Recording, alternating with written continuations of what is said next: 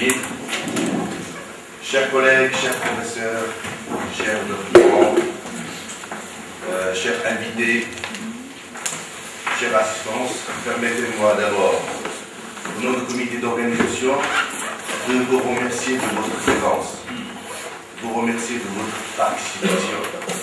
En effet, ce congrès, c'est un espace propice pour échange de connaissances entre nous et aussi pour partager avec nous aussi votre savoir-faire et aussi vos avancements dans le camp de recherche. Aussi, je profite de l'occasion pour remercier chaleureusement le comité d'organisation pour les efforts déployés afin de mener à bien, de réussir l'organisation de ce congrès. Ceci dit, donc, on va donc commencer la session d'aujourd'hui, et qui est la session numéro 5. Il s'agit de la session molécules bioactives. Et on va commencer par donc, une conférence qui sera donnée par notre collègue, notre ami professeur, Mohamed Chkar. Et donc, je tiens donc à le remercier au nom du comité du temps consacré à nous, malgré bien sûr les tâches colossales qui sont posées. Alors, professeur Chkar Mohamed, le professeur à la faculté de sciences de la directeur du laboratoire LIMOM. LIMOM, c'est laboratoire. Je ne le retiens jamais, hein, même si je suis. C'est le laboratoire d'ingénierie des matériaux organométalliques et moléculaires. Donc, c'est le laboratoire LIMOM à la faculté de sciences de la Également, donc, professeur Chkar Mohamed, il est coordonnateur de pôle de recherche PAM, plantes aromatiques et médicinales, au sein de notre université. Bien, donc le titre de la communication, plutôt de la conférence plénière, de l'extraction à l'élucidation structurale de molécules bioactives à partir de la biodiversité marocaine. Vous avez, monsieur le professeur, 45 minutes et merci de votre participation. Merci, Cheikh Souli, pour cette présentation. Tout d'abord, je vais vous demander d'excuser ma voix un peu basse parce que j'ai terminé mon extraction de voix. Donc, je vais essayer de parler un peu doucement. Et cette conférence, ou bien cette présentation, qui s'intitule de l'extraction à l'élucidation structurale de molécules bioactives à partir de la biodiversité marocaine, en fait, c'est une petite histoire que je vais essayer de vous raconter. Et j'ai essayé de la structurer pour lui donner une forme qui va prendre un titre qui est le suivant. C'est le chemin qui mène de la plante au médicament. Surtout sachant qu'il y a pas mal d'étudiants en master ou bien en doctorat. Donc ça va être un peu profitable pour eux. Depuis sa création, l'homme a utilisé les plantes d'abord pour se nourrir puis pour se soigner. Et après de nombreux tâtonnements successifs au cours des siècles, une distinction a pu être faite entre plantes comestibles et plantes toxiques. Très rapidement, les propriétés de ces dernières furent exploitées par l'homme, qui ont fait des poisons pour la chasse et la pêche, et aussi pour des utilisations guerrières ou bien pour l'exécution de criminels. L'observation liée à l'expérience et à la transmission des informations de l'année au cours du temps font que certains hommes sont devenus capables de poser un diagnostic, de retrouver la plante qui soigne et finalement de guérir le mal. Dans les civilisations chinoises, indiennes ou aztèques, on trouve la trace d'utilisation médicinale très ancienne. 4000 ans avant Jésus-Christ. Les civilisations babyloniennes et sumériennes utilisaient couramment les plantes pour se soigner. En effet, des recherches archéologiques ont permis de retrouver 600 tablettes d'argile mentionnant 1000 plantes médicinales pour leurs vertus curatives. Les grands médecins grecs et romain, dont le plus célèbre fut Hippocrate, utilisait couramment les narcotiques, les laxatifs et les émétiques.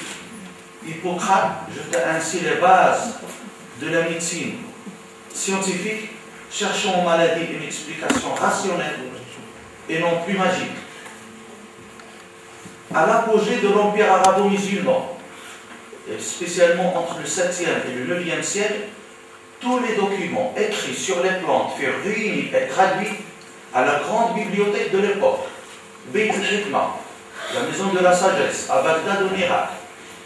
Les musulmans et les arabes avaient aussi leurs spécialistes en médecine et en plantes médicinales. Le premier, c'est Jabir ibn Hayyan, connu en Occident sous le nom de Geber. Il est considéré comme le père de la chimie moderne. D'ailleurs, le nom, la chimie, alchimie, il vient du nom arabe al-kimia. Ou al-kimia, il vient de l'kam, la quantité. Et Jabir ibn Hayyan, il avait écrit un livre qui s'appelle les livres des balances, Kutub al-Mawazir. Et donc il a basé, parce qu'il a observé que l'addition d'une quantité d'un produit avec une autre quantité d'un autre produit, on pouvait obtenir une quantité d'un produit final. Et donc toute la philosophie elle était basée sur le kam, la quantité. C'est pour ça, il a pris ce nom de alchimie, alchimia. Parce que lui, dans son temps, la science n'était pas encore arrivée à la notion de mol. Actuellement, les chimistes, ils savent qu'un certain nombre de moles d'un produit avec un autre produit peuvent donner un certain nombre de moles. Et c'est Jabir ibn Hayyan qui a introduit le concept de la recherche expérimentale en chimie. Faire l'expérience, la reproduire, c'est ce qu'on appelle mabda al-tajriba wa at-tarassud, le principe de l'expérimentation et de la surveillance. Et celui aussi qui a inventé l'alambic moderne. L'alambic aussi, c'est un mot arabe, al-inbir. Le deuxième, c'est Yaqub ibn Ishaq al-Kindi. Il est considéré comme le père de l'industrie des parfums actuelle. Dans son livre, Kitab Kimia al-Itr wa al-Sa'idat, le livre de la chimie des parfums et des distillations, il donna la préparation de 107 essences. Et c'est le premier à avoir appliqué les mathématiques dans le dosage des médicaments à administrer aux patients. C'est lui le premier aussi qui a isolé ou bien qui a distillé l'alcool éthylique à partir des plantes. Il l'a utilisé comme antiseptique pour laver les mains, pour le matériel. Le nom alcool d'ailleurs, in English alcohol, il prend son origine de alcool. Abu Bakr Razi, connu sous le nom de Razès, fut un grand médecin de son temps et aussi le précurseur de la psychothérapie. Il fut suivi par Al-Hussein ibn Sina à Vicenne. Il écrivit une œuvre à Téhéran qui s'intitule Al-Qanoun fi al-Tibb. En français, c'est un peu mal traduit, le canon de la médecine.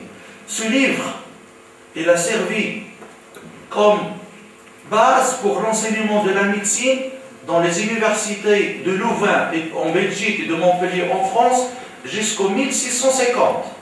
D'ailleurs, la médecine, elle a été enseignée en Occident pendant 4 siècles en arabe et non pas en français ou bien en anglais.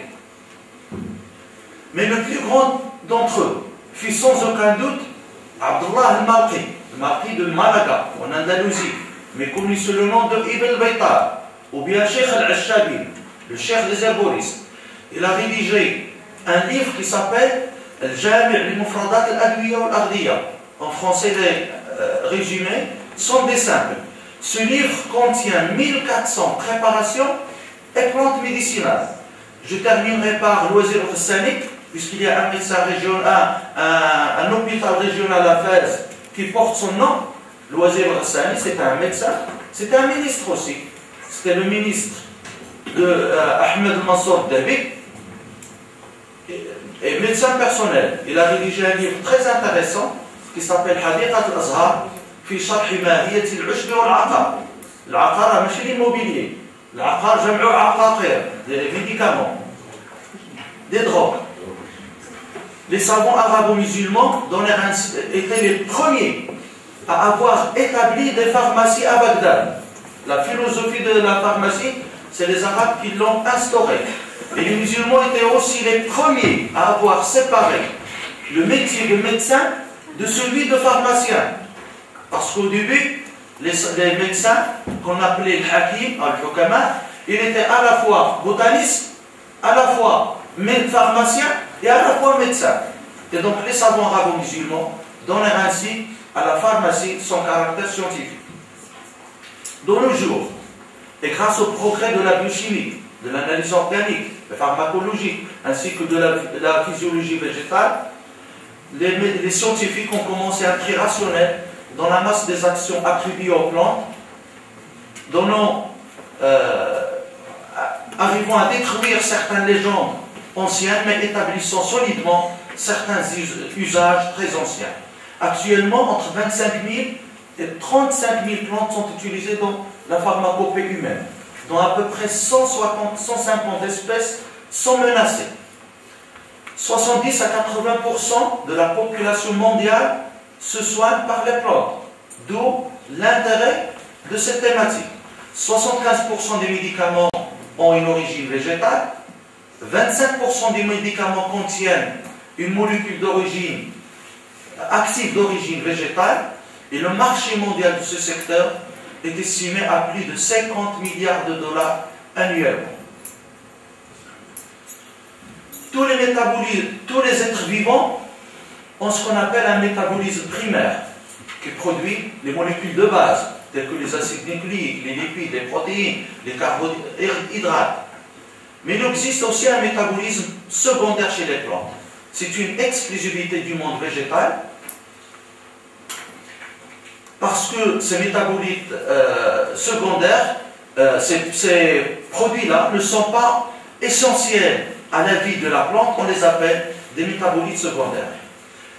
Actuellement, on a recensé plus de 200 000 métabolites secondaires et qui sont classés selon leur appartenance chimique en composés phénoliques tels que les flavonoïdes, les quinones, les tanins et autres, en alcaloïdes, qu'ils soient dérivés de la pyridine, de l'isoquinoline, des noyaux indoles, des terpènes, qu'ils soient des monoterpènes, diterpènes, cis-terpènes, des stéroïdes, et ainsi de suite, et des amines et polyamines, qu'ils soient aliphatiques ou cycliques.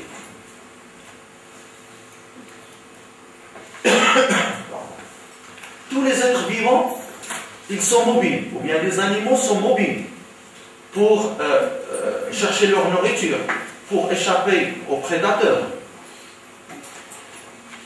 Mais les plantes, ils sont immobiles ou presque. Ils ont donc dû développer des stratégies pour survivre et pour se reproduire. Les métabolites secondaires sont étroitement impliqués dans ces stratégies. D'abord, pour dissuader les prédateurs. En effet, les mauvaises odeurs repoussent les herbivores. Et les plantes toxiques éduquent les herbivores à les éviter pour ne pas être broutés. Deuxièmement, pour attirer les pollinisateurs. En effet, les couleurs, mais aussi les bonnes odeurs, attirent les insectes. Et enfin, pour décourager la compétition vis-à-vis d'autres espèces, c'est ce qu'on appelle l'allélopathie. En effet, certaines plantes émettent des substances pour inhiber la croissance des autres plantes. C'est le cas de l'arbre, le noyer, qui émet une substance appelée la giglone, qui va inhiber la croissance des autres plantes dans un rayon de 8 mètres autour du tronc. Lorsque vous voyez un noyer, il n'y a aucun arbre à côté de lui. Là, c'est juste une petite définition des molécules bioactives, puisqu'on va parler de ces molécules.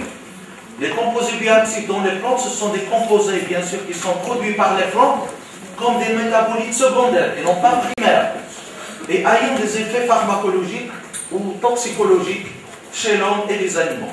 Bien que les nutriments provoquent des effets pharmacologiques ou toxicologiques en cas d'ingestion à forte dose, par exemple les vitamines et les minéraux, ces éléments-là nutritifs ne sont pas considérés comme des molécules bioactives. Donc là, on va essayer de parler un peu du chemin qui mène de la plante au médicament. Les plantes, comme tout le monde le sait, sont très complexes du point de vue de leur composition chimique. On estime actuellement qu'ils sont formés de plusieurs constituants différents, dont quelques-uns seulement, ou parfois un seul, sont responsables de l'effet thérapeutique ou bien de l'effet toxique. D'où la nécessité d'identifier les principes actifs des plantes médicinales. D'abord, pour étudier l'efficacité du principe actif, pour comprendre le mécanisme d'action de ce principe, mais surtout pour essayer de modifier chimiquement ce principe actif, parce qu'en modifiant le principe actif, on peut déboucher sur d'autres applications thérapeutiques plus intéressantes. Comme on va le voir ensemble, le schéma qui mène de la plante à ses constituants purs, il est très lent. Il s'agit d'abord d'un travail qui est multi-étape et qui peut durer de plusieurs semaines à quelques années. Ça commence par l'identification correcte de la plante, bien sûr à l'aide de spécialistes botanistes, qui se font rares actuellement. La récolte de la plante, il faut savoir quand récolter la plante et quelle partie récolter.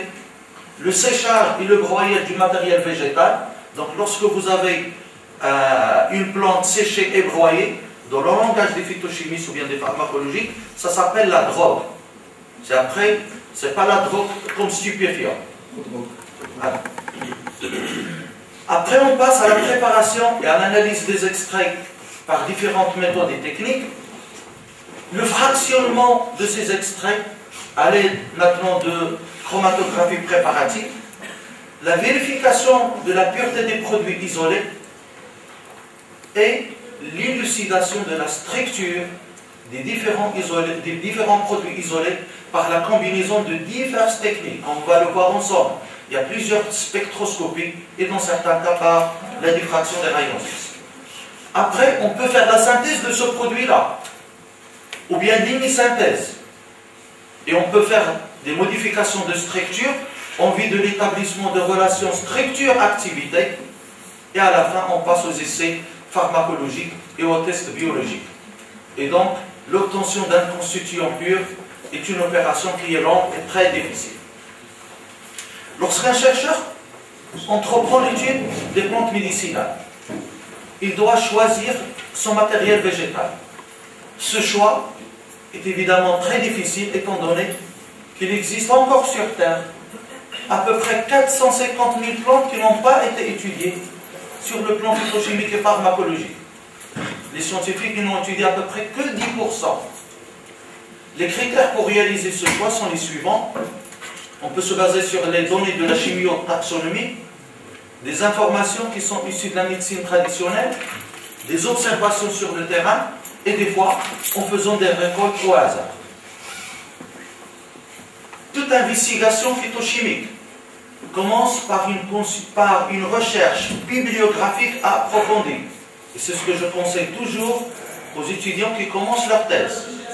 Si vous ne faites pas une bonne recherche bibliographique, vous risquez de travailler pendant 4-5 ans sur un plan et après vous allez vous rendre compte que ce que vous avez fait, c'est déjà publié par d'autres. Actuellement, il y a un moteur de recherche qui est très pointu, très performant. Malheureusement, il est sous licence. C'est ce qu'on appelle SciFinder, Science Finder, le Bahith al-Ilmi. Ce site-là, c'est une base de données. Vous introduisez votre plante, le nom de votre plante, il va vous donner tous les travaux qui ont été effectués sur cette plante-là. Le problème, il se pose pour les plantes qui sont étudiées, il n'y a pas de problème. Mais pour les plantes qui ne sont pas étudiées, il y a un réel problème. Mais actuellement, les nouvelles techniques chromatographiques, HPLC, qu'ils soient couplés à l'UV ou bien à la masse, ils permettent d'avoir des informations structurales sur les différents constituants d'un extrait végétal brut, d'où la possibilité d'établir la formule chimique sans aucune purification. Et donc, ça évite l'isolement des substances qui sont déjà connues et d'orienter les efforts des chercheurs vers l'obtention de molécules nouvelles et originales. L'étape cruciale en phytochimie, c'est la caractérisation des produits isolés. On peut dire que c'est un vrai travail de détective pour le chimiste. En effet, vu la diversité et la complexité des produits naturels, leur caractérisation nécessite l'utilisation d'une panoplie de méthodes spectroscopiques. une seule ou deux ne suffisent pas. On peut aussi, lorsqu'on a donné une structure donnée, on peut faire des transformations chimiques pour confirmer l'hypothèse de structure émise sur la base des analyses spectroscopiques. Avec un peu de chance, la molécule que vous avez extraite et identifiée, elle est nouvelle. Mais dans la plupart des cas, le travail du phytochimiste est un travail qui est frustrant. Parce qu'après plusieurs semaines ou bien même des années, la molécule que vous avez purifiée et que vous avez caractérisée, c'est une molécule qui est déjà connue et déjà publiée par d'autres. D'ailleurs, ce que je vous présente aujourd'hui, tout est déjà publié. Je conseille au docteur de ne pas présenter dans les congrès des travaux non publiés.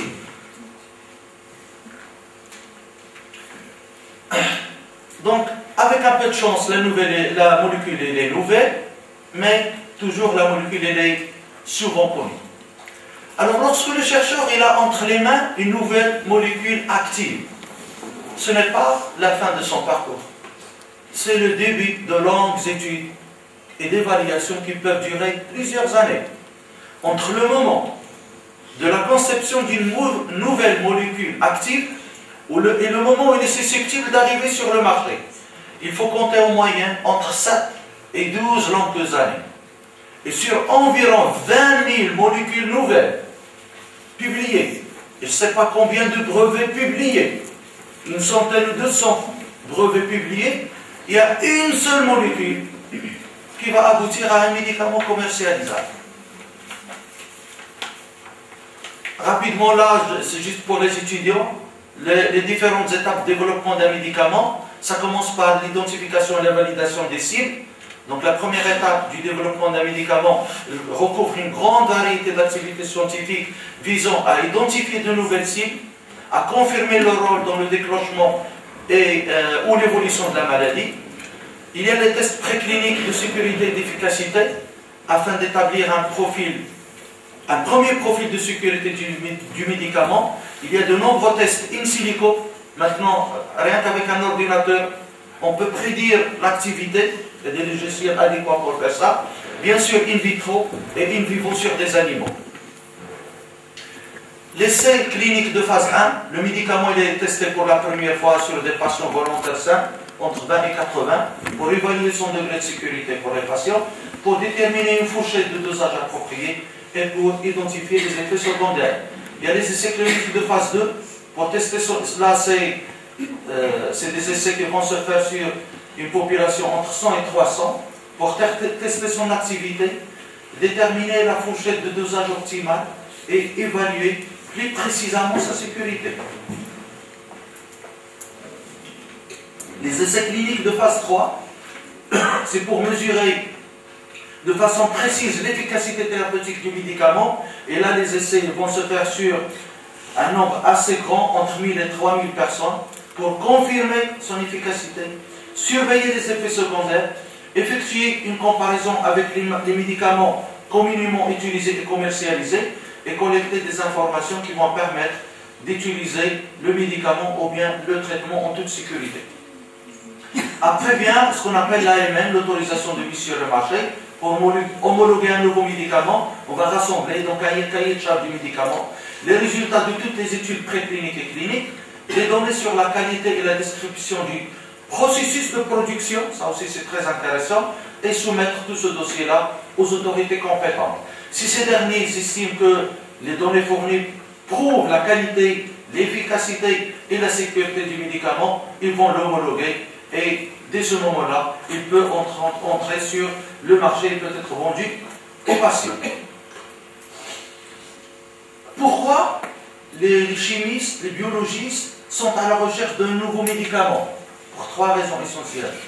Parce que pas mal de micro-organismes ils résistent actuellement à pas mal de médicaments, c'est la résistance aux médicaments actuels. Il y a apparition de nouvelles maladies suite au vieillissement de la population et au mode de vie. Et il y a aussi la diminution de la tolérance de notre organisme et les effets secondaires de certains médicaments actuels. les 4 voies de recherche des médicaments sont les suivantes. Soit l'extraction d'une substance à partir de produits naturels, c'est ce que font les phytochimistes. La synthèse chimique de molécules à partir de radicaux dont on connaît les propriétés thérapeutiques, ce sont les chimistes qui font ça aussi. La création et la production de substances biologiques par les biotechnologiques, c'est ce que vous faites, vous les biotechnologistes. Et la modélisation de molécules thérapeutiquement actives, ça c'est des tests in silico avec un ordinateur. Donc le travail que je vais vous présenter concerne le premier axe, c'est l'extraction d'une substance à partir de produits naturels, puisque je suis chimiste de formation. Alors, la plante qu'on va étudier, il a été sélectionné selon les critères suivants. D'abord, c'est une plante endémique du Maroc, la sous-espèce. Il s'appelle Calicoton villosa, sous-espèce intermédiaire, connue sous le nom vernaculaire de l'Gendoul. Il se trouve dans la région de Fès, de Taza. C'est une plante qui n'est pas utilisée en médecine traditionnelle. Vous allez me dire pourquoi vous l'avez choisie. Moi, je suis un chimiste. Il y a un docteur qui a travaillé ici. Je dois lui assurer aussi sa thèse. Et donc, les plantes médicinales utilisées en médecine traditionnelle, ils ont été étudiés par les biologistes, par les chimistes. Et donc, ce sont des plantes connues. Moi, j'ai choisi une plante qui n'est pas utilisée en médecine traditionnelle. Donc, très peu connue. Lorsqu'on a fait la recherche bibliographique, aucune étude, aucune publication sur cette plante. Au moment où on l'a étudiée. Maintenant, il y a à peu près une dizaine d'articles. La plante est la suivante. Il appartient à la famille des légumineuses. C'est une papilionacée, les botanistes disent aussi, c'est une fabacée. C'est un arbrisseau d'environ 1 à 1,5 m de hauteur. Il est épineux, à épines très binaires. Donc les fleurs, ils sont jaunes, puis ils donnent un fruit comme un légume. C'est pour ça qu'on l'appelle légumineuse. Parce qu'on va travailler sur les feuilles et les fleurs, mais aussi sur les graines du légume, si on peut dire. Donc, je vais vous montrer comment on extrait, on purifie et on caractérise complètement les différents composés. Et là, on a isolé 2 familles de composés, les flavonoïdes et les alcaloïdes. Alors, rapidement, les flavonoïdes, c'est un mot latin, flavus, qui veut dire jaune. Ce sont des substances qui sont très répandues à l'état naturel, et ce sont eux qui donnent la couleur jaune aux fruits et aux légumes. Du point de vue structure, ils sont formés, ce sont disons, un squelette de base de 15 atomes de carbone. Ce sont 2 cycles A et B qui sont reliés par une chaîne de 3 atomes de carbone. Et cette chaîne-là, il peut être substitué, il peut être fermé pour former un autre cycle. Et structurellement, les flavonoïdes, ils sont répartis en 15 familles. On trouve les flavones, les flavanones, les flavonols, les flavanonols, les flavones, les isoflavones, et ainsi de suite. Les effets protecteurs des flavonoïdes sont connus pour leur activité antivirale, anti-inflammatoire, et ainsi de suite. On passe au protocole d'extraction. Donc je prends le matériel végétal qui est séché et broyé. Là on a pris 30 grammes. On commence par une délipidation au moyen de l'éther de pétrole ou bien de l'hexane pour enlever les chlorophylles, les cires, les lipides. Après on passe, pour chaque famille, il y a un protocole spécifique. Je ne vais pas rentrer dans les détails, mais si vous voulez à la fin, on peut discuter ça. Donc on fait plusieurs solvants d'extraction. À la fin, on fait des lavages appropriés et on obtient ce qu'on appelle les flavonoïdes totaux. Donc, vous voyez, donc, dans le chemin, on a isolé un produit que j'ai appelé F1. Mais les flavonoïdes, donc là, c'est un produit pur qui a précipité. Et là, vous avez les flavonoïdes totaux, c'est 0,5%. Donc, à partir de 30 grammes, on a isolé à peu près 150 mg, même pas, de flavonoïdes totaux. Et dans ces flavonoïdes totaux, il y a une quinzaine de produits différents. Et donc, des fois, on se retrouve à la fin avec un produit pur, 3 mg. Qu'est-ce que vous voulez faire avec 3 mg? Vous ne pouvez pas le caractériser. Et donc il faut refaire. Alors, l'élucidation structurale. La détermination de structure des composés naturels fait appel à la maîtrise, à l'utilisation intensive de plusieurs méthodes spectroscopiques. Il y a les techniques de RMN multi-additionnelles à haut champ. La RMN du proton, la RMN du carbone, de l'azote, du fluor. Il y a différentes techniques de spectrométrie de masse, que ce soit l'ionisation chimique, l'électrospray, le VAP, le magnétophe, ainsi de suite. Il y a les techniques spectrophotométriques, l'UV visible, l'infrarouge. Et dans certains cas, si vous avez de la chance et que vous obtenez des monocristaux, vous pouvez faire une résolution structurale par diffraction des rayons X. Cristallographie.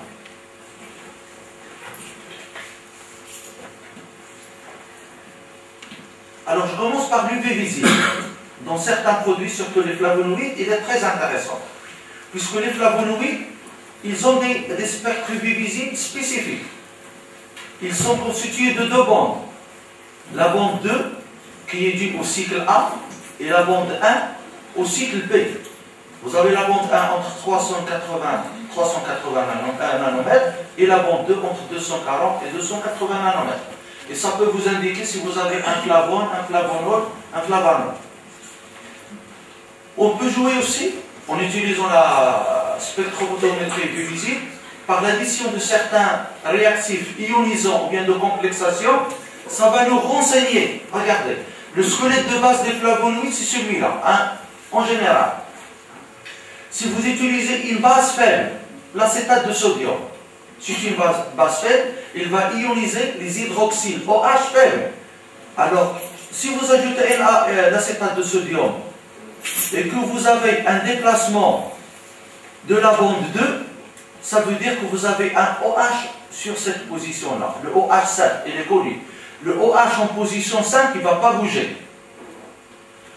Si vous utilisez l'acide borique en milieu alcalin, il va former des complexes avec ces hydroxyles en ortho. Au milieu basique, il forme des hydroxyles, un complexe avec ce composé-là, mais au milieu acide, le complexe il est déstabilisé.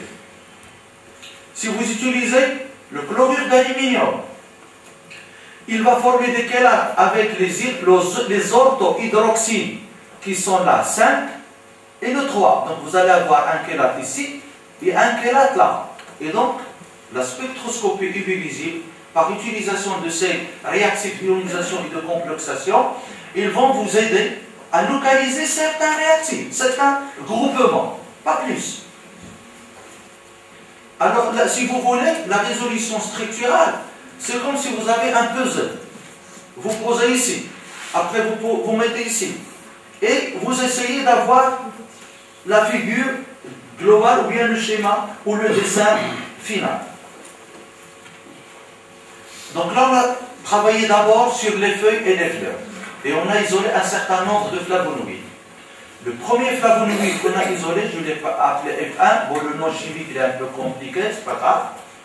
On commence par la spectrométrie de masse. La spectrométrie de masse, qu'est-ce qu'il va vous donner? La masse totale. Donc vous avez une formule brute. Vous pouvez dire, j'ai tant de carbone, d'azote, d'oxygène, approximativement. Donc là, j'ai un pic à 417. Mais j'ai un fragment. J'ai le pic de base et un fragment. Et le fragment, pourquoi? Parce que vous avez une rupture ici. C'est un flavonoïde glycosylé. Cette liaison-là, elle est facilement rompue. Et donc, le fragment, il correspond à ce cycle-là. Il correspond à 255. Par la spectroscopie UV visible, je peux dire que j'ai un flavone. Un flavone, c'est quoi? Vous avez une double liaison OXCO, et là, vous avez une double liaison carbone-carbone. Donc, ça match. J'utilise des réactifs spécifiques. Bien sûr, ici, je n'ai pas de OH disponible. Donc, la bande 2 n'est pas déplacée. Soit je n'ai pas de OH, soit le OH il est lié à un sucre, ce qui est le cas ici. Les réactifs spécifiques, ils me disent que j'ai un OH en position 5, en utilisant le chlorure d'aluminium. Donc là, j'ai déjà une idée. Et en faisant la RMN du proton et la RMN du carbone 13, là, je ne vous donne pas les spectres RMN qui sont compliqués, je peux dire que la structure de mon flavonoïde, c'est celle-là. Avec précision. Maintenant, la RMN, ça c'est la RMN du proton du carbone. Maintenant, je peux faire des corrélations. Carbone, carbone, carbone, carbone. Proton, carbone. À 2 dimensions. Le GOSI, le NOSI. Je peux faire des corrélations. Je peux voir, par exemple, ce OH, est-ce qu'il va réagir avec ce H. Maintenant, rien qu'avec la RMN, je peux déterminer avec précision la structure des composés. Le deuxième flavonoïde F2, vous voyez, il a un pic moléculaire à 459. Et j'ai aussi un fragment à 255. Ça correspond à la partie agricole. La spectroscopie visible me dit que j'ai un flavone. L'infrarouge, je trouve une bombe vers 1724. C'est une bombe qui est d'une fonction CO. Ce n'est pas une cétone, parce que la cétone, je la vois à 1600. Et cette bombe-là, elle correspond à un groupement acétyl. Et là, j'ai un groupement acétyl. Et d'après la RMN, je peux confirmer cette structure-là. Et la RMN, il peut me confirmer que le groupement acétyl, est-ce qu'il est sur cette position ou bien sur la position 4, par le déplacement chimique des pics qui correspondent au carbone. Regardez là, donc c'est 459.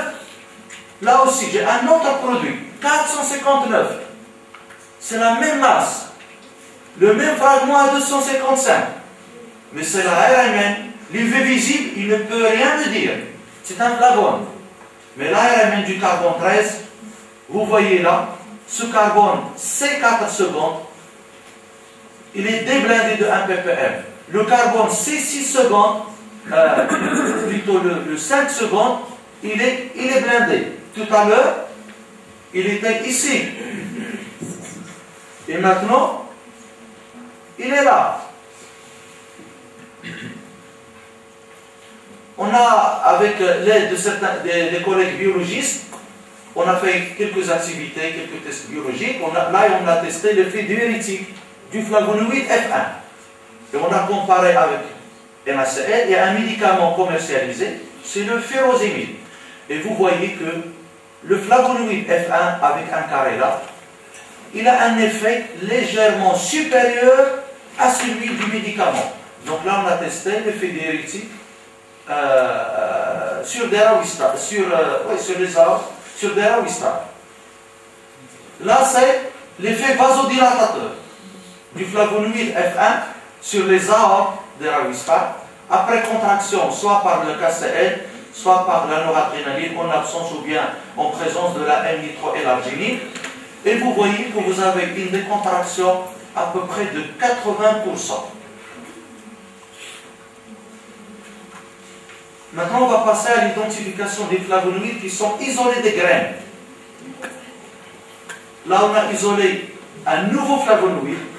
Donc, regardez là, la spectrométrie de masse, il me donne un pic moléculaire à 316. Et je ne trouve pas de fragment correspondant à... Donc, je peux dire qu'il n'y a pas de sucre qui a été lié au flavonoïde. L'UV visible, ça me dit que c'est un flavonol. Et un flavonol, il a un groupement OH sur le carbone 3. L'ARMN du carbone 13 me permet de confirmer cette structure. Et regardez là, l'ARMN me dit aussi que j'ai un OCH3, ici. C'est un groupement méthoxique. Et donc regardez, l'ARMN du carbone 13, le C3', il résonne à 147. Et ce C8, il résonne à 93. Le composé suivant que je vais vous montrer, ça s'inverse. Regardez, le méthoxyde n'est plus sur 3', et donc le carbone 3', il est blindé. Le méthoxyde est sur le C8, et donc le C8, il est déblindé. Et donc là, vous avez la structure exacte de ce composé. On a une grande expertise au laboratoire, puisqu'on travaille aussi sur les matériaux. on sait cristalliser les composés. Et donc, ce composé-là, je crois que c'est il a été cristallisé. Et donc, on a déterminé sa structure au moyen de la diffraction des rayons X. Avec les rayons X, lorsque vous avez la structure, votre article il est publié sans aucun doute. Parce que là, personne ne peut discuter avec vous. Est-ce que le OH il est là? Est-ce que... Non. La diffraction des rayons X, il vous donne la structure exacte, il vous donne les distances entre les différents atomes, il vous donne même la géométrie à 3 dimensions, les angles, combien est-ce qu'ils sont, quelle est la conformation de tel et de tel composé.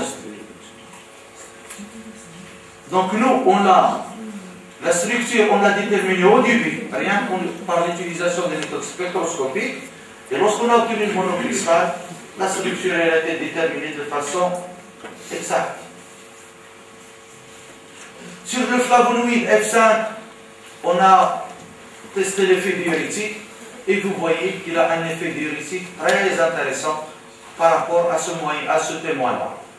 On a testé aussi l'effet vasodilatateur et vous voyez qu'à des concentrations de 10-4 qui sont très faibles, le flavonoïde F5 il a une décontraction de presque de 100%.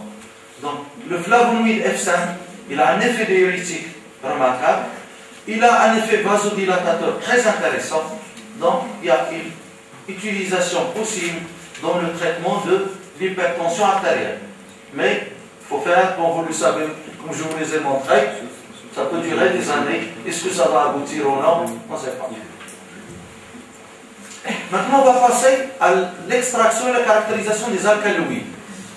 Alors, les alcaloïdes, ce sont des composés azotés d'origine naturelle qui réagissent comme des bases, comme des alcalis. Alcali, c'est en arabe, alcali. C'est-à-dire que ce sont des composés qui sont basiques. Et donc, alcaloïde, c'est un mélange d'arabe et de grec, et d'océ, c'est l'aspect ou bien la forme. Ce sont des composés qui ont un aspect basique. On distingue les alcaloïdes vrais, les pseudo-alcaloïdes, les proto-alcaloïdes. Ce n'est pas la peine d'entrer dans les détails.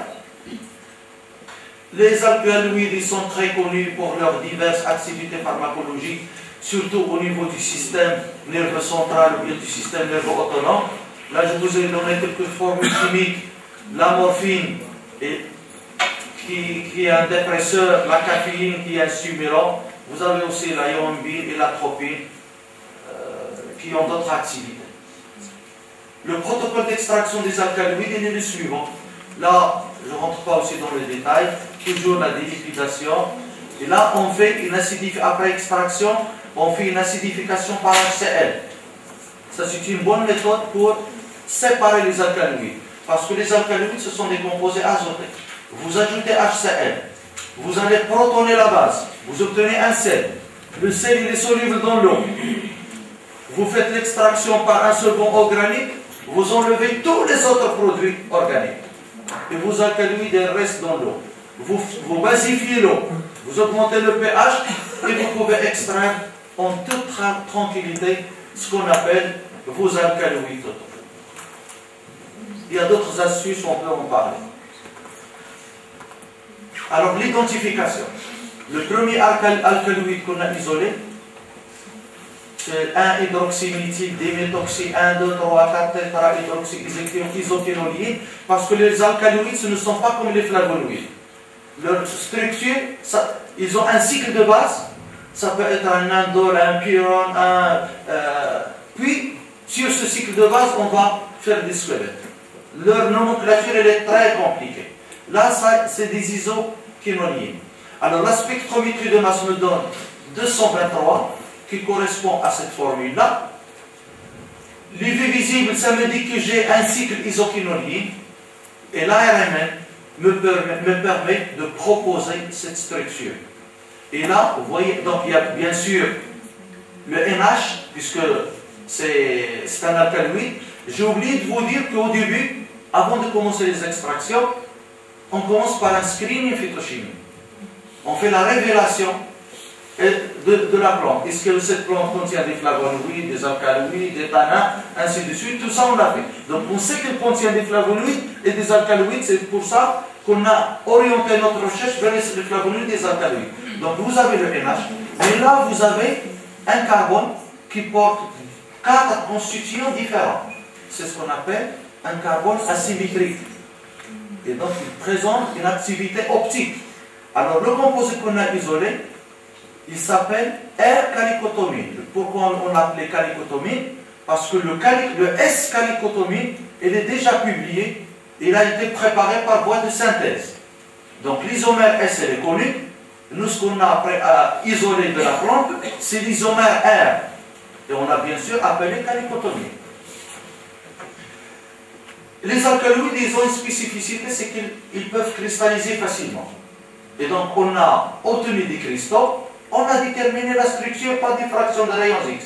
Et vous voyez là, bien qu'il y a le RH ici, là vous avez en C7-C8 les groupes homométoxiques, et donc la structure, pas d'ambiguïté dessus. Alors, pourquoi j'ai parlé de l'isomère R et S?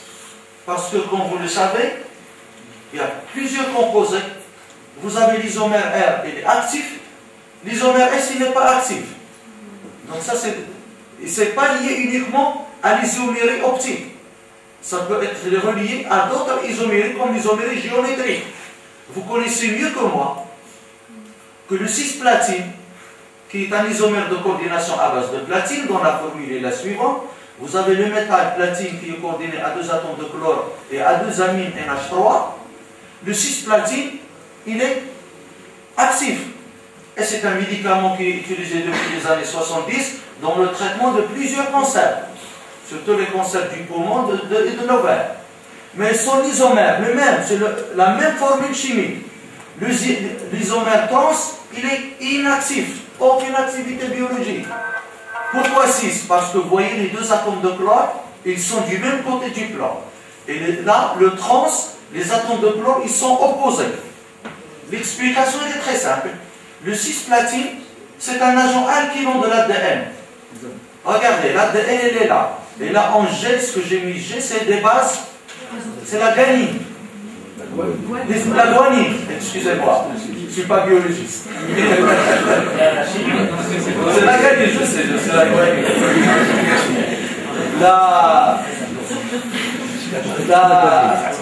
Les atomes de chlore, ce sont des atomes, chimiquement les atomes, c'est de bons groupes parlants. C'est bien parce que les gens ils suivent ça, donc c'est une bonne indication. Alors les atomes de chlore, ils partent. Et donc le platine, il peut former une liaison avec cette base-là. Et donc ça va induire une variation de la conformation locale du double brin d'ADN. Là, je m'aventure un peu dans votre domaine, ce qui va inhiber la réplication et la transcription de l'ADN en ARN, et donc ça va induire par ce phénomène-là la mort cellulaire, ce que vous appelez la mort programmée ou l'apoptose. C'est bien ça? Je ne dis pas plus. Parce que dans mon cursus, je n'ai pas fait de biologie. J'ai fait un bac C mathématiques, donc... Alors, j'apprends. L'isomère que je vous ai montré tout à l'heure, l'alcaloïde, celui-là. Il y a le R et le S. Nous, on a isolé le R. Et dans le R, il y a une autre forme. C'est pour ça que les médicaments, il faut être très, très attentif lorsqu'on fabrique les médicaments. Alors, ce composé-là, le R. Donc, il y a le S. Nous, on n'a pas étudié le S. Alors, pour le R, on a la structure là. Lorsqu'on préparait les cristaux, on a trouvé un autre cristal. On a fait la diffraction de rayons X. C'est le même produit. C'est la même RMN. Mais lorsqu'on a fait les rayons X, on a trouvé une autre forme. Alors, l'alcaloïde A1, au début, il cristallise dans un système orthorhombique. Ça, c'est un peu langage un peu différent. P de 1, de 1, de 1. C'est des axes hélicoïdaux.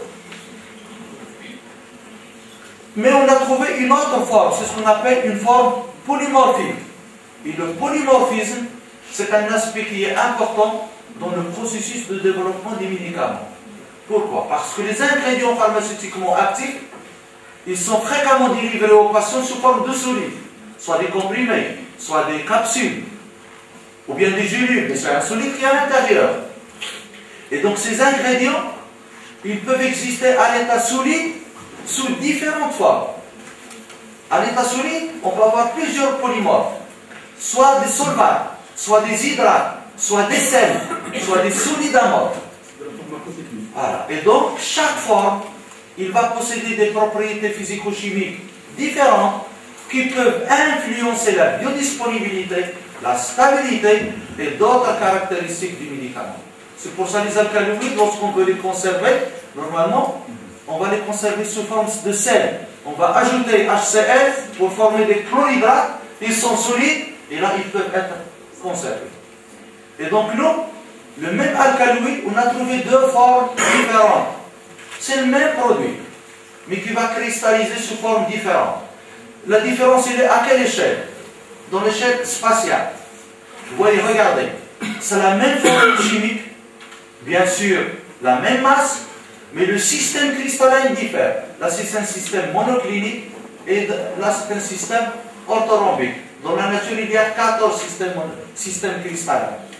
Et la différence, c'est dans la force des liaisons hydrogène intermoléculaire qui va induire un arrangement spatial différent dans les deux polymorphes.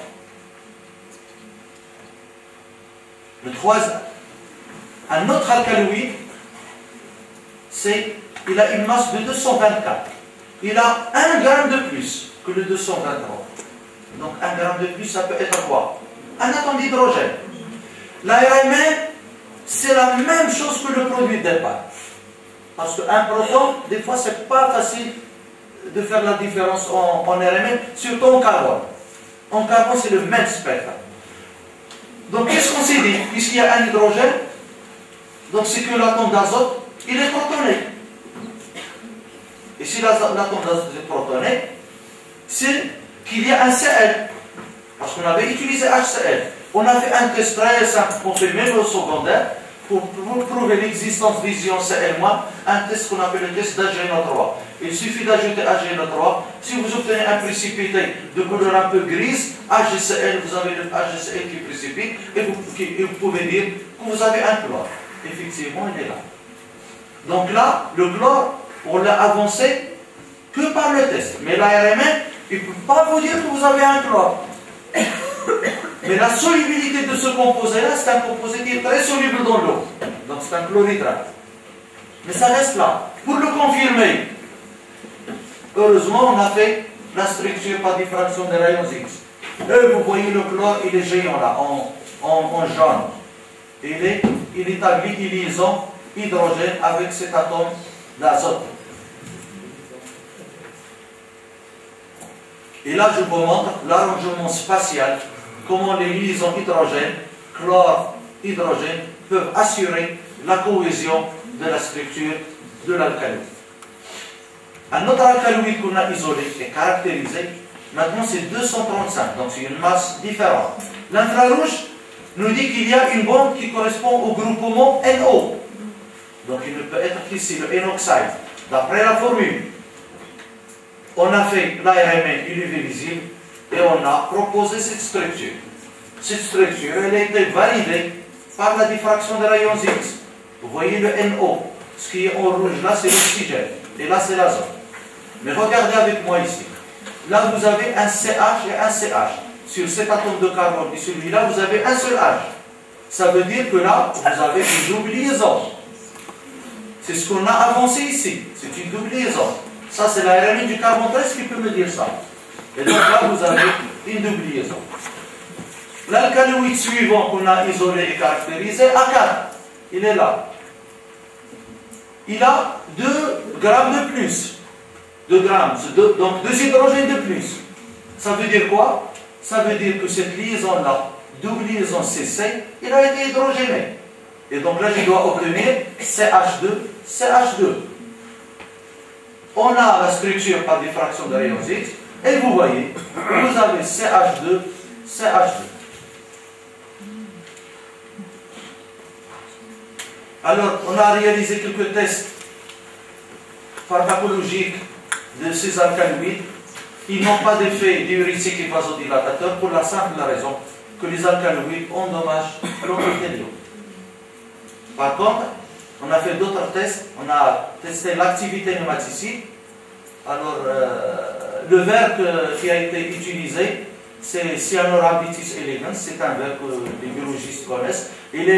C'est un organisme modèle en biologie moléculaire pour l'étude de l'apoptose, le vieillissement cellulaire et le développement embryonnaire. Là, sans alcaloïdes, on voit l'apparition de phénotypes après 5 jours, alors qu'ici, en présence d'alcaloïdes A1 ou bien d'alcaloïdes A2, à de très très faibles doses, c'est de quelques milligrammes par millilitre, on a observé un effet antinématode remarquable. D'autres tests ont été réalisés au Pakistan, le test de l'urase. Vous voyez que le composé l'alcaloïde A1 et A2 sont très actifs. Des tests de la bêta-glucuronidase, le A1 il est inactif, par contre le A2 il est actif. Des tests d'immunomodulation, les deux alcaloïdes A1 et A2 ils sont très actifs comparativement à un anti-inflammatoire qui est l'ibuprofène, la molécule. Et donc vous voyez que après tout ce long parcours, deux tests qui ont été soutenus, on a fait toutes les extractions, les séparations, les purifications, l'identification et la caractérisation structurale et les quelques tests biologiques. On est encore à la première étape du développement d'un médicament qui est l'étape d'identification et de validation des cycles. Et c'est pour ça que les médicaments ils sont chers, parce que les firmes pharmaceutiques, pour développer un médicament, des fois c'est des milliards, je ne sais pas combien de dollars, ils investissent. En conclusion, je peux dire, pour conclure, actuellement, il y a entre 400 000 et 500 000 plantes qui vivent dans la planète, des espèces. Seulement 10% ont été étudiés du point de vue phytochimique et pharmacologique. Le passage de la plante au médicament est donc un chemin qui est très long et parsemé d'embûches, qui nécessite des travaux pluridisciplinaires faisant intervenir la botanique, la chimie, la pharmacologie et la médecine. À l'heure actuelle, les plantes ils sont encore le premier réservoir de nouveaux médicaments. Malheureusement, la déforestation intensive compromet notre capital de nouvelles molécules médicinales, d'où la nécessité de produire notre patrimoine végétal dans toute sa diversité et dans toute son étendue. Là, malheureusement, le PowerPoint n'est pas bien clair. Là, c'est des épices et des colorants naturels, bien sûr, à base de plantes, dans une épicerie de la Médina de Fès, pas loin de Bertari, la Chamine plutôt. Là, c'est une des tanneries de la ville de Fès qui utilisait des colorants naturels. Maintenant, c'est plus le cas. Donc, il y a pas mal de colorants ici. Là, pour les gens qui ne sont pas de la ville de Fès, vous avez la mosquée Al-Qarawin, Jami'a Al-Qarawin, qui est la première université mondiale et qui est toujours en exercice et en activité. Alors, à cette mosquée-là, le terme qu'on entend, puisque le Saad bin Souda, c'est le chairman de cette conférence. Le mot chair, il prend son origine de mosquée Al-Qarawiyya. Il y avait des chairs, le kursi, la chair, voilà. Quand on dit l'Oussad Kursi, le chairman, ما كيجلس عليه غير العالم المتفقه. Il y avait le chairman في الفلسفه, chairman في الفقه, chairman في الحديث, chairman في الطب, et ainsi de suite. Et personne ne pouvait s'asseoir sur ce kursi-là, c'est cette chaise. Ça qui est c'est à vie.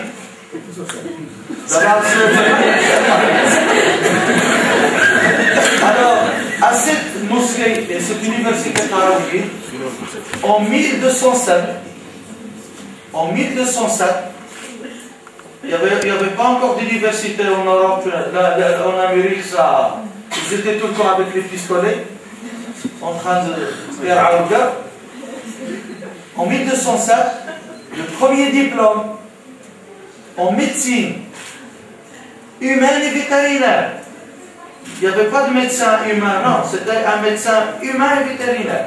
Il a été délivré par l'université de Qarawiyyin au médecin. C'est un médecin qui exerçait déjà, il exerçait. On dit, il ijaza, yujizuna, mais il est médecin.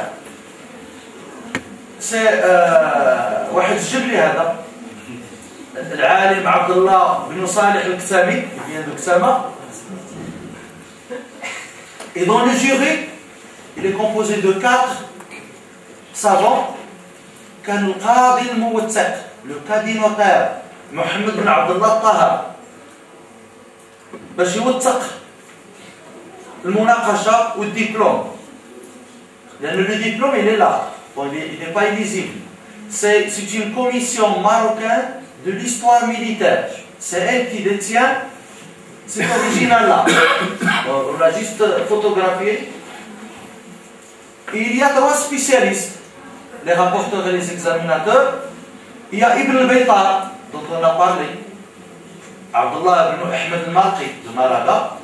Il y a Nabati, il est connu, Abu al-Abbas Ahmed bin Moufrish. Il y a l'Ishbili, l'Ishbili à Séville, Ahmed bin Mohamed bin al-Hajjaj.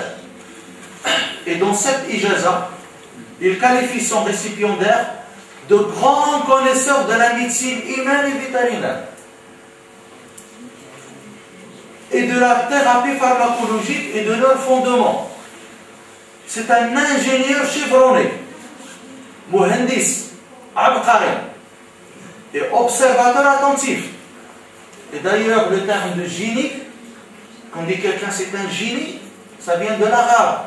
Quand on dit le génie, Alfred, génie, ça vient de l'arabe, génie. Et après, ça a été développé pour devenir ingénieur, ingénierie. C'est un homme, voilà, le plus intéressant, c'est cette dernière phrase. Donc c'est un homme, donc c'est un médecin. C'est un médecin intègre. Combien de médecins qui sont intègres dans nos jours? Dévoués, réguliers dans les 5 prières en jama'a. C'est parmi les critères. Il y a une erreur fatale qui a été faite ici à Fès il y a à peu près 1 mois. Un médecin voulant faire la fibroscopie à une victime, ce n'est pas un client. Moi je ne dis pas que ce ne sont pas des clients, ce ne sont pas des patients, c'est des victimes. Parce que lorsqu'il est dans son cabinet, il y a 50 victimes qui attendent dans le salon.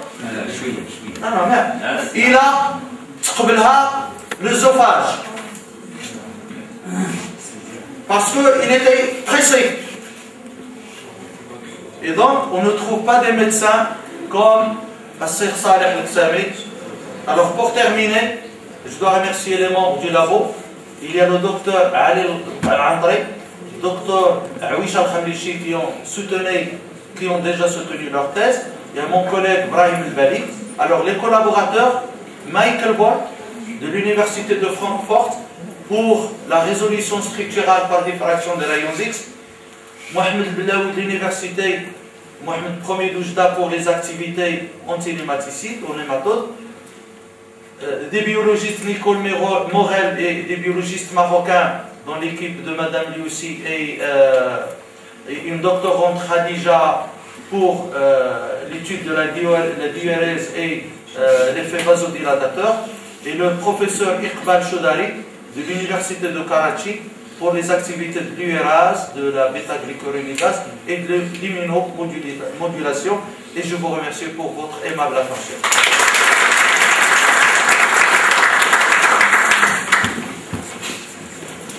Merci mon cher collègue, professeur Strass, pour la conférence plénière enrichissante. J'ai bien adoré, donc premièrement, ça commence par un aperçu historique. Et je considère comme un apéritif parce que c'est très bien de ne pas oublier notre histoire, à savoir donc effectivement l'usage des plantes médicinales par nos ancêtres arabo-musulmans. Donc ça, c'est vrai, donc il faut le rappeler, grâce à eux peut-être, hein, donc c'est grâce à eux que finalement on arrive à ce point sur l'utilisation des plantes médicinales. Puis après, donc, après l'apéritif, un plat consistant. Le contenu scientifique, plein d'ingrédients nutritifs, mais scientifiquement, c'est les molécules, l'élucidation des molécules bioactives, avec bien sûr les différentes techniques utilisées. Et puis ça ne s'arrête pas, on finit par un dessert. C'est le ijaza, donc c'est l'équivalent, en fait, c'est le docteur. C'est le doctorat. Ça n'existait pas. C'est l'équivalent de doctorat en médecine. C'est la première jury de ce tenance. De ce tenance. Et là aussi, c'est un patrimoine qu'il ne faut pas oublier. Donc, merci beaucoup, chers collègues professeurs. Là, vous voyez donc carrière professionnelle de notre collègue, qualité scientifique. Et je profite de l'occasion pour dire que voilà, on est biologiste. La thématique d'aujourd'hui, c'est les molécules bioactives.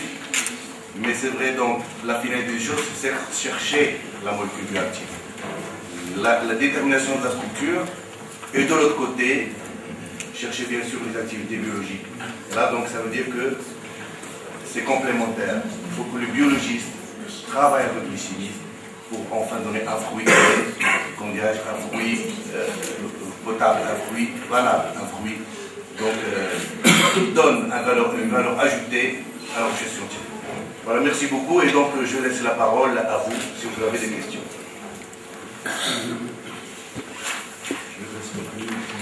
Pas être très long.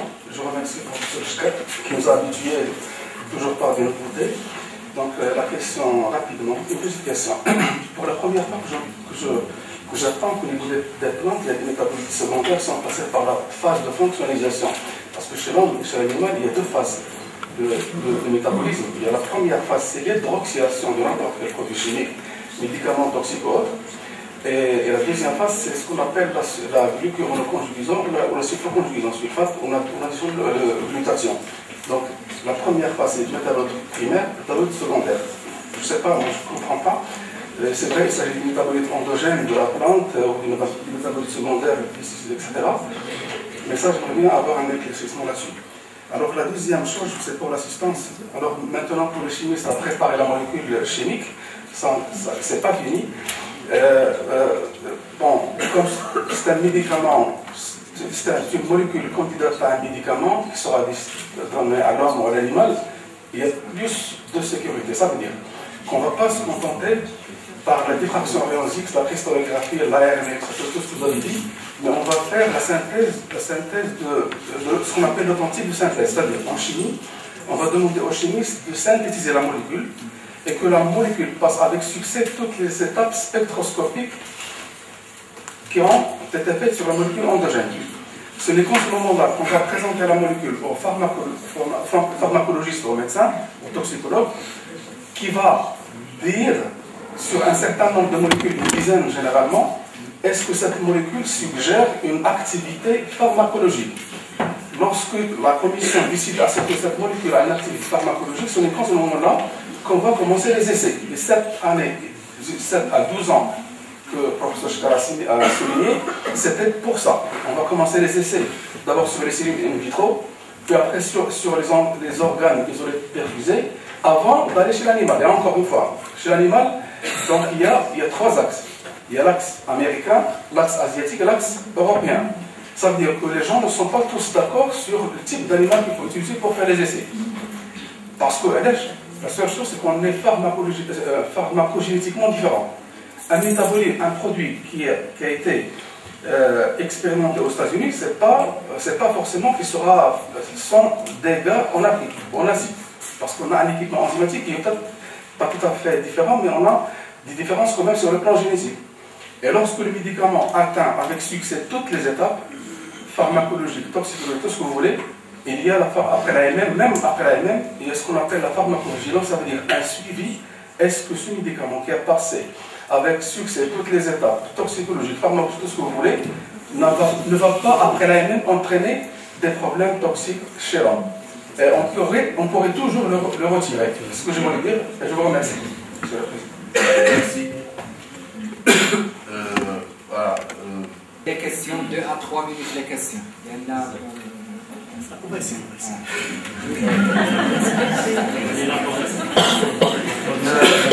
Monsieur Lamblay, je crois qu'il y a des collègues qui peuvent répondre à ta question mieux que moi, parce que je peux avancer moi. Ce que j'ai appris, c'est que les êtres vivants, ils ont un métabolisme primaire. Alors que le métabolisme secondaire, c'est une exclusivité du monde végétal. Pourquoi ils disent secondaire? Parce que ces substances-là, qui sont produites par la plante, ne sont pas essentielles à sa vie. Il peut s'en passer. C'est ce que j'ai compris. Non. Donc on pourra... Alors pour la synthèse de produits chimiques, lorsqu'on extrait un composé d'une plante donnée, et même s'il est apte à devenir un médicament, il faut voir la quantité. Il ne faut pas se permettre d'abattre toute une forêt pour avoir quelques grammes d'un médicament. Et donc on pense automatiquement à le préparer par voie de synthèse, par voie chimique, c'est plus rentable. Mais il faut qu'il passe par le circuit que vous avez expliqué. Très bien, donc.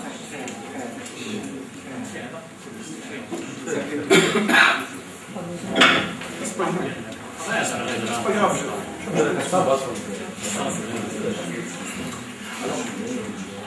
D'abord, je tiens à féliciter le professeur Jules pour ce panorama à la fois historique et scientifique. Et je vais faire pour aller plus vite, faire plaisir. Alors, j'ai 3 questions, Celle, je suis désolé. Je vais quand même essayer de les poser toutes les 3. Alors, la première question, elle rejoint parfaitement ce qui a été posé par le professeur Lamblay. Alors, c'est des molécules parfois qui sont proactives, qui ne sont pas actives directement, ils sont proactives. On ne parle pas de métabolisme secondaire, mais plus de molécules proactives.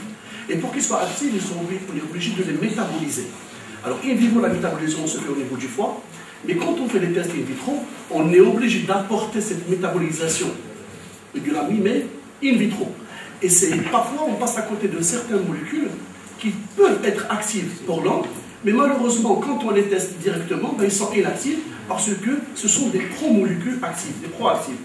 Donc, je ne sais pas ce que vous en pensez. Est-ce que dans les plantes, on en a assez ou pas? Parce que la plupart, on les teste directement sans pouvoir faire cette activation métabolique exogène.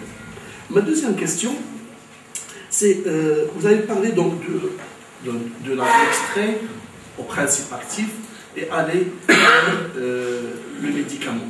Ça prend du temps et encore faut-il avoir une politique pour aller de ce principe actif vers le médicament. Disons, les antécédents au niveau national ont montré que chaque fois qu'il y avait une molécule, parfois on cherchait des partenariats externes et on perdait vraiment la propriété intellectuelle de la molécule elle-même. Et ce qui est malheureusement le cas au Maroc, c'est que le brevet est devenu comme un papier, comme un article. Le brevet est devenu une fin en soi. La personne se contente du brevet. Ailleurs, le brevet permet de protéger la recherche pour aller encore de l'avant. Ici, le brevet, c'est une fin en soi, c'est une finalité. C'est pour dire que j'ai tant de brevets. Et il n'y a pas de politique pour valoriser les brevets, pour encourager les gens.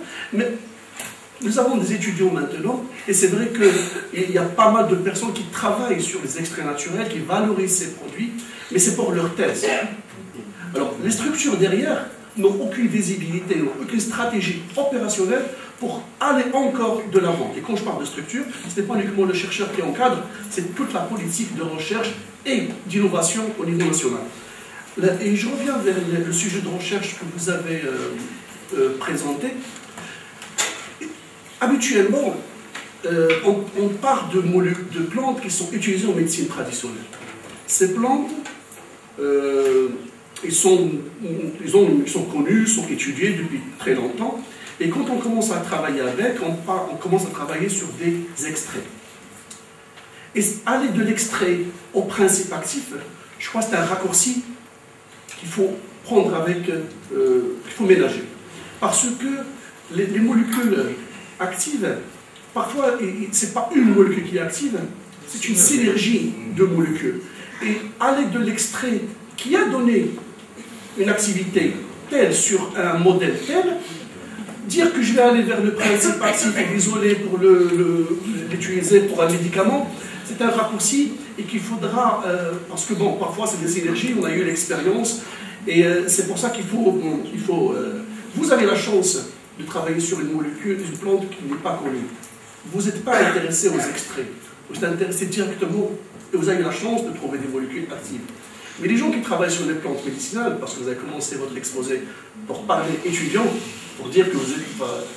Et ces gens-là, ils travaillent sur des plantes connues. Ils commencent par les différentes polarités, enfin différents extraits, on ne va pas revenir là-dessus. Merci. Je commence par la dernière question. C'est vrai que l'approche des biologistes et des chimistes n'est pas la même lorsqu'on aborde l'étude de plantes médicinales. Et nous, dans le laboratoire, on fait intervenir aussi, donc on est des chimistes, on fait intervenir aussi la formation des étudiants. C'est vrai, nous, on ne s'intéresse pas, comme vous l'avez dit, il y a pas mal de gens qui travaillent juste pour... Et lorsqu'ils trouvent sur un résultat très intéressant, ils vont breveter rien que pour dire qu'on a un brevet. Il faut dire aussi que les autorités, ils n'encouragent pas à protéger la production scientifique. Parce que même le brevet avec la... c'est pas mal, à l'échelle marocaine, vous pouvez breveter n'importe quel produit. Le brevet, il est national. Vous n'avez pas une étendue internationale. Pourquoi? Parce que ça coûte très très cher d'avoir des brevets à l'échelle internationale. Et donc nous, on s'intéresse aussi à la formation des étudiants. On doit leur faire apprendre. Parce que bientôt, nous, on va partir. Et la relève, il se fait de moins en moins rare. On va vous garder. On travaille aussi sur... vous avez tout à fait raison dans ce que vous avez dit. Il y a le problème de synergie. On a travaillé sur les extraits. On a d'autres axes. On travaille sur d'autres plans. Et là, on travaille sur les extraits. Ce sont des plantes qui sont déjà utilisées en médecine traditionnelle et même utilisées par d'autres. Mais on cible d'autres activités.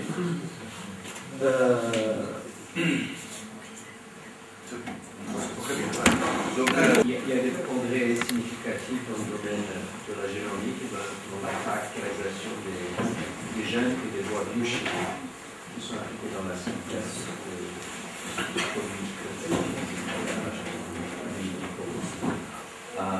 Est-ce qu'il y a des activités dans ce sens au Maroc? Par exemple, l'exemple que je pensais, c'est la fabrication de l'artémisine qui est utilisée contre le malaria, qui a été faite récemment. Donc une partie du travail a été fait là dans le laboratoire où je travaillais avant. Donc est-ce qu'il y a des activités dans ce sens au Maroc? Que pensez-vous de la stratégie dans le futur pour utiliser de la biologie synthétique pour produire des produits qui sont originalement des plantes? La biologie synthétique. Ça consiste en quoi?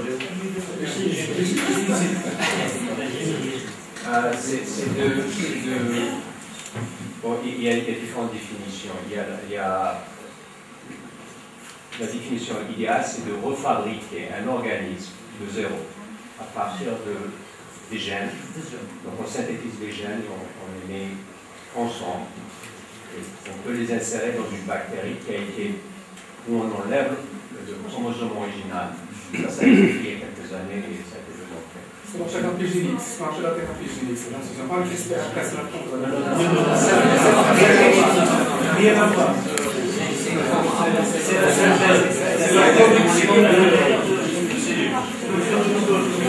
Je ne parle pas pourquoi c'est ce qui a été fait avec la production parce qu'on a modifié la levure pour montrer certains gènes et certains droits biochimiques. On a rajouté plusieurs enzymes pour produire la artémisine. Donc ça c'est notre histoire. Monsieur Boukaoui, je pense que donc on va donner rapidement, mais c'est vrai que c'est intéressant comme volet. Je pense qu'il y a des petits pas dans le cadre de notre laboratoire. Nous avons isolé une bactérie à laquelle on a introduit les gènes pour la synthèse de paclitaxel. Donc ça, on l'a.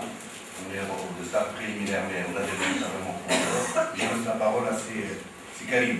Oui, donc en fait, en ce qui concerne le génomique fonctionnel, synthétique ou autre,